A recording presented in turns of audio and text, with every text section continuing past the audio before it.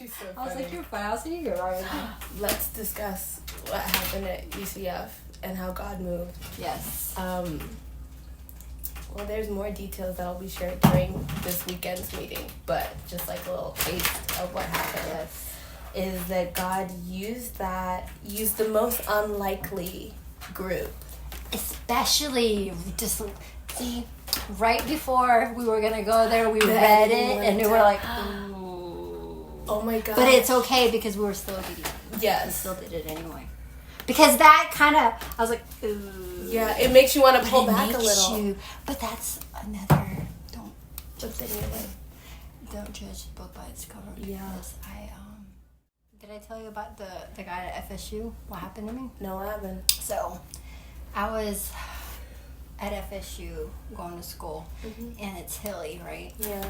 And there was a rain, so it flooded. And I was very young, and we didn't know what to do because it just stopped working, the car. And I was borrowing David's car at the time. And so I call him up, and he was in class. He wasn't answering, so his roommate answered. And Chris came out to help me. And we were both like 18, 19. We don't know. And then we're like, oh, the car isn't working. Let's jumpstart it. Yeah. It was raining.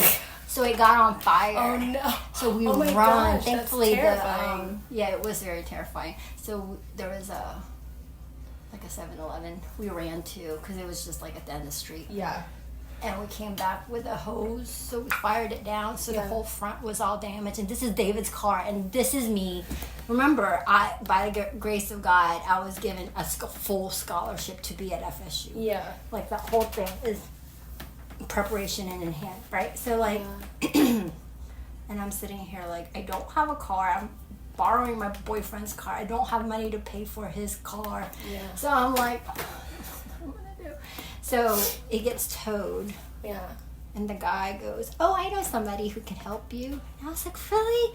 Yeah, he charges students like barely anything to help them out because all college students are Don't broke. have money, yeah. And so I was like, thank you so much. So I go to that guy's house, and still David's not answering because his car is off. He's in class. So I somehow get dropped off there because I was like, I'm not going to be able to, so if you can just drop me off, that would be great. Yeah. So he drops me off. I kid you not. Silence of the Lamb.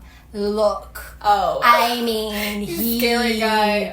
had a mullet. Oh. He was walking slow. Ooh. It gave me the creepiest creep.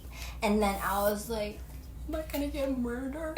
And You're like, I'm not even gonna make it back to David. I see a Bible on his coffee stand. And then I was like, oh, thank you, Jesus. And then I started talking to him.